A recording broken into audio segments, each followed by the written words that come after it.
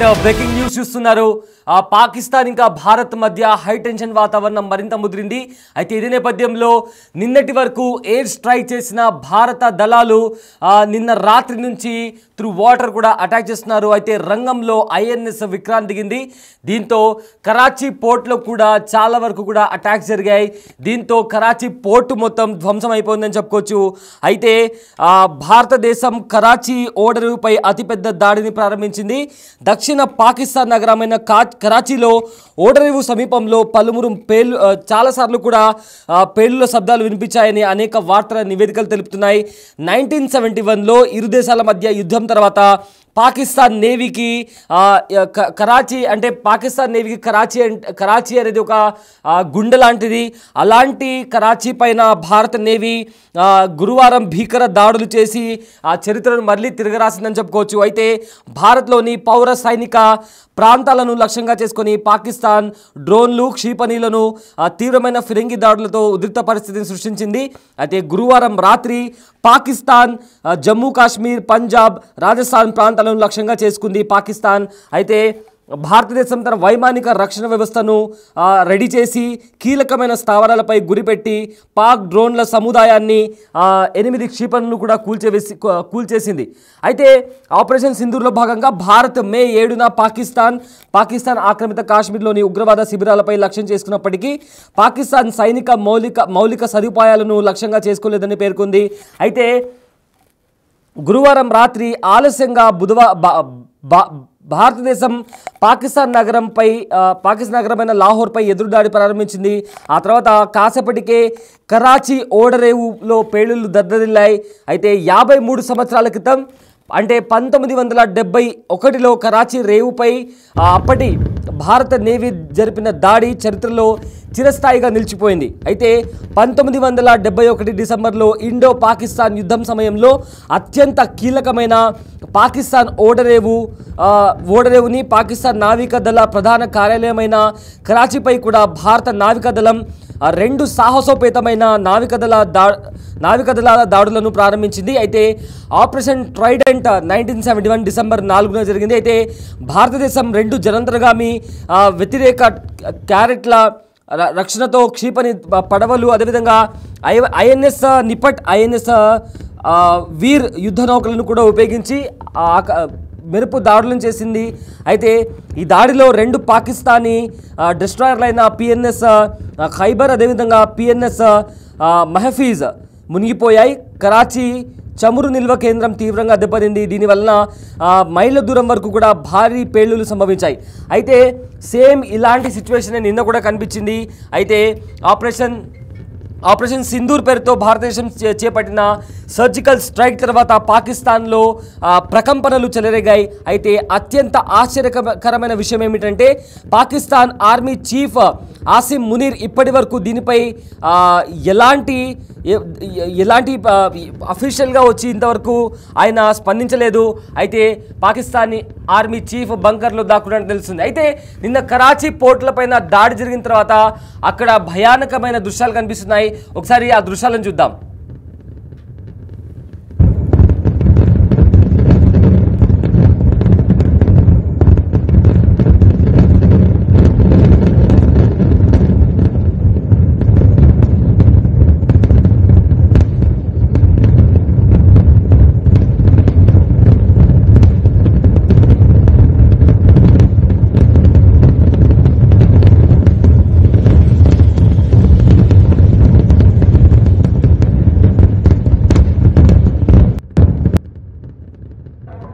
घरों को लॉक करके ऊपर रोड वाली तरफ चले जाएं और कलमा तैयबा का विर्द करें.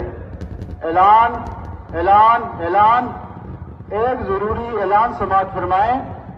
तमाम एहलियाने मोहल्ला के लोग के ऊपर रोड वाली तरफ चले जाएं, क्योंकि ये कुछ अदारों का हमें हुक्म है कि आप अपने बच्चों को, अपने बुजुर्गों को लेकर अपने घरों को लॉक करके ऊपर रोड वाली तरफ चले जाएं और कलमा तैयबा का विर्द करें.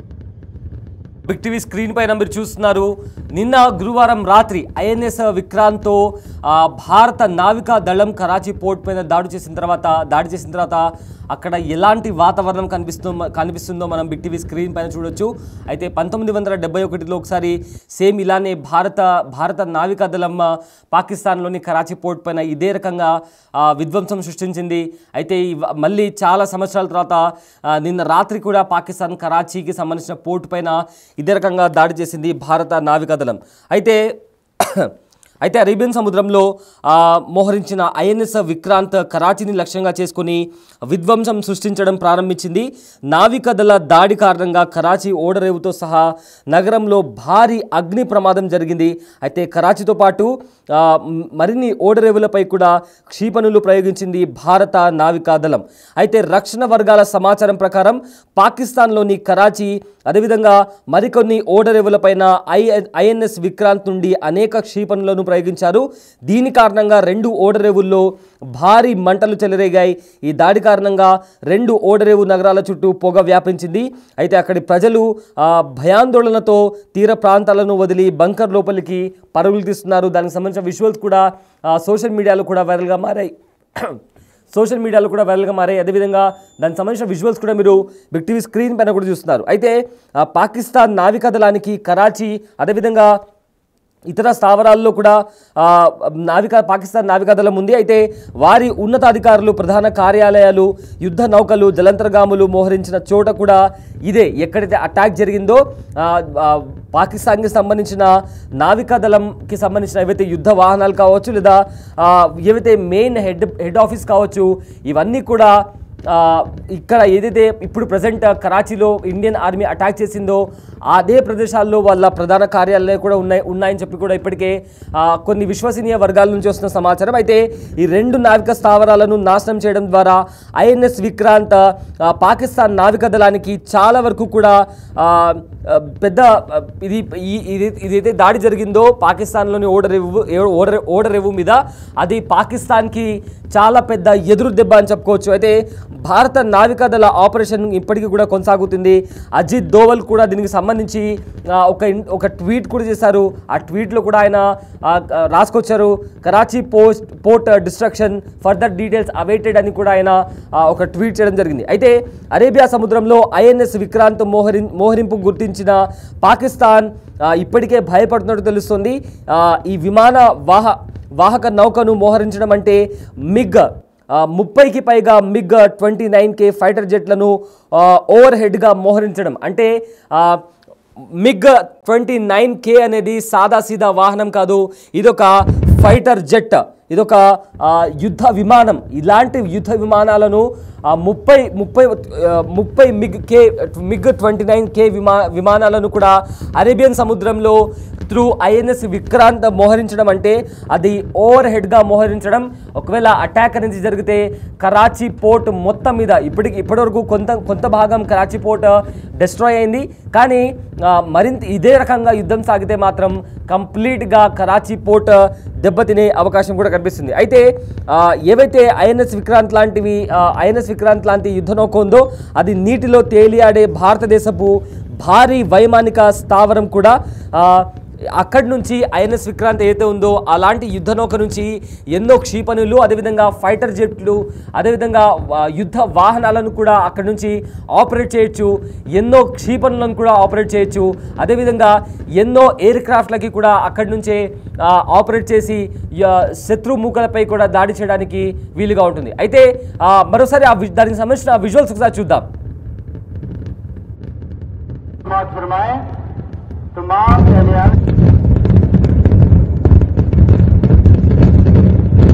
जो है वो बहुत बड़े जमे तस्वीर के साथ आप देख सकते हैं आगे तक रैली नाज़रीन किराम आगे मौजूद है और आवाम यहाँ पर मौजूद है और बात कर रही है. आप यहाँ पर देख सकते हैं इस वक्त इमरान खान को पाकिस्तान की जरूरत नहीं है बल्कि पाकिस्तान को इमरान खान की जरूरत है. अवाम तैयार है, अवामी मेजॉरिटी रखने वाले लीडर को रिहा किया जाए. फौरी तौर के ऊपर अवाम निकलेगी, जंग भी जीतेंगे, मुकाबला भी करेंगे, इन्हें बताएंगे भी मुसलमान की ताकत क्या है. 3 मिसाइल गिराए गए, 3 ड्रोन गिराए गए और इसमें नाज़रीन किराम आवाम जो है वो रात को सड़कों पर निकल चुकी है और सड़कों पर निकल, लेकिन आवाम जो है वो बहुत बड़े जमे तस्वीर के साथ आप देख सकते हैं आगे तक रैली नाज़रीन किराम आगे मौजूद है और आवाम यहाँ पर मौजूद है और बात कर रही है। आप यहाँ पर देख सकते हैं इस वक्त इमरान खान को पाकिस्तान की जरूरत नहीं है, बल्कि पाकिस्तान को इमरान खान की जरूरत है। अवाम तैयार है, अवामी मेजॉरिटी रखने वाले लीडर को रिहा किया जाए। फौरी तौर के ऊपर अवाम निकलेगी, जंग भी जीतेंगे, मुकाबला भी करेंगे, इन्हें बताएंगे।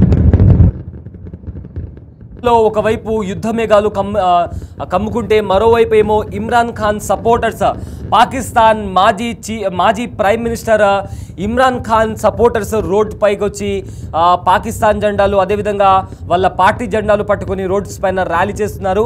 అయితే ఇలాంటి సిచ్యువేషన్లో పాకిస్తాన్ని ఎవ్వరు కూడా కాపాడలేరు. కేవలం పాకిస్తాన్ ఎక్స్ ప్రైమ్ మినిస్టర్ మాత్రమే పాకిస్తాన్ని కాపాడగలరు.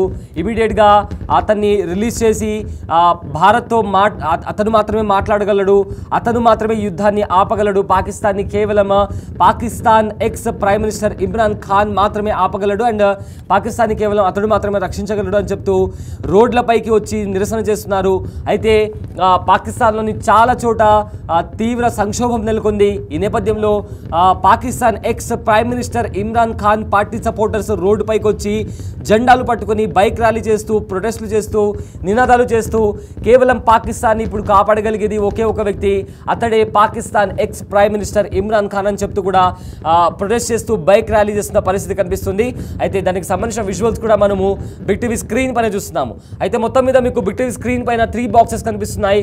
ఒకటి కరాచీ పోర్ట్లో ఐఎన్ఎస్ విక్రాంత్ నుంచి దాడి జరిగిన తర్వాత అక్కడ బ్లాస్ట్ ఎలా సంభవించింది, అక్కడ ఆ బ్లాస్ట్ జరిగిన తర్వాత ఏ రకంగా శబ్దాలు వినిపిస్తున్నాయి అనేది కూడా మనము ఒక బాక్స్లో చూస్తున్నాము. అయితే మిడిల్లో ఉన్న బాక్స్లో కరాచీ పోర్ట్లో విధ్వంసం జరిగిన తర్వాత, కరాచీ పోర్ట్లో దాడి జరిగిన తర్వాత అక్కడ పరిస్థితి ఎలా ఉంది, మొత్తం మీద అక్కడ ఉండే వస్తువులు కావచ్చు లేదా ఇతర సామాన్లు కావచ్చు లేదా వాహనాలు కావచ్చు ఏ విధంగా బ్లాస్ట్ అయ్యి వాటి ఏవైతే పార్ట్స్ ఉన్నాయో సపరేట్ అయిపోయి ఎలా చెదురుగా పడిపోయాయో కూడా మనం బిగ్ టీవీ స్క్రీన్ పైన ఉన్న మిడిల్ బాక్స్లో చూడొచ్చు. అదేవిధంగా మరో బాక్స్లో చూసుకుంటే ఒకవైపు ఏమో కరాచీలో హై టెన్షన్ కొనసాగుతుంటే కరాచీలోని చాలామంది యువకులు బయటకు వచ్చి ఇప్పుడు పాకిస్తాన్ని కాపాడగలిగేది ఒకే ఒక వ్యక్తి, అతనే Pakistani X prime minister Imran Khan అని కూడా నినాదాలు చేస్తూ పాకిస్తాన్ రోడ్లపైకి వచ్చి బైక్ ర్యాలీ చేస్తున్నారు.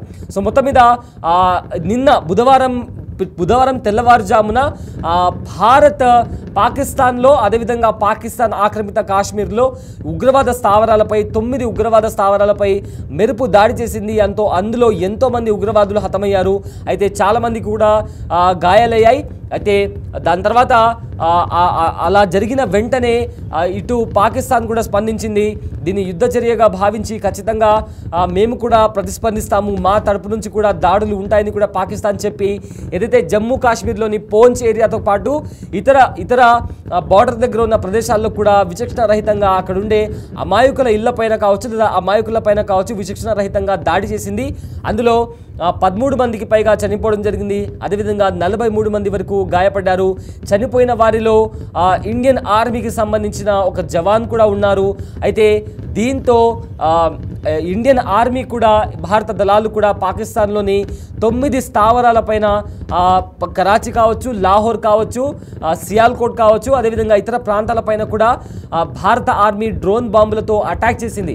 ఈ అటాక్లో కూడా పాకిస్తాన్లో ఉన్న చాలా వరకు పెద్ద పెద్ద భవనాలు కూడా నేలమట్టమయ్యాయి. దీంతో రాత్రిపూట పాకిస్తాన్ మిసైల్స్తో డ్రోన్స్తో అటాక్ చేయడానికి ట్రై చేసింది. కానీ భారత బలగాలు యాంటీ మిసైల్ సిస్టంతో వాటిని ధీటుగా ఎదుర్కొని అవి గాల్లో ఉన్నప్పుడే ఇంటర్సెప్ట్ చేసి వాటిని గాల్లో ఉన్నప్పుడే పేల్చేశాయి. అయితే నిన్న మొత్తం 24 గంటల్లో జరిగిన మెయిన్ డెవలప్మెంట్స్ ఇవి. సో నిన్న రాత్రి అంటే పాకిస్తాన్ అటాక్స్ ఆపిన తర్వాత నిన్న ఐఎన్ఎస్ విక్రాంత్ని అరేబియన్ మహాసముద్రంలో మోహరించి పాకిస్తాన్లోని కరాచీ పోర్ట్లో భారత ఆర్మీ భారత బలగాలు అటాక్ చేశాయి.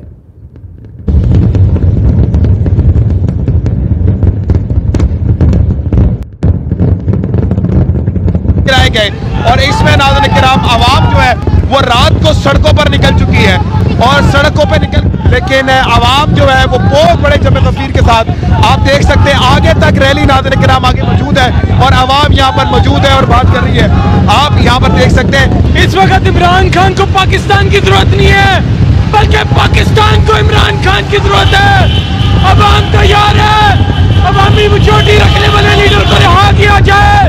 फौरी तौर के ऊपर अवाम निकलेगी, जंग भी जीतेंगे, मुकाबला भी करेंगे, इन्हें बताएंगे भी मुसलमान की ताकत क्या है। 3 मिसाइल गिराए गए, 3 ड्रोन गिराए गए और इसमें नाज़रीन किराम आवाम जो है वो रात को सड़कों पर निकल चुकी है और सड़कों पर निकल, लेकिन आवाम जो है वो बहुत बड़े जमे गफीर के साथ आप देख सकते हैं आगे तक रैली नाज़रीन किराम आगे मौजूद है और आवाम यहाँ पर मौजूद है और बात कर रही है।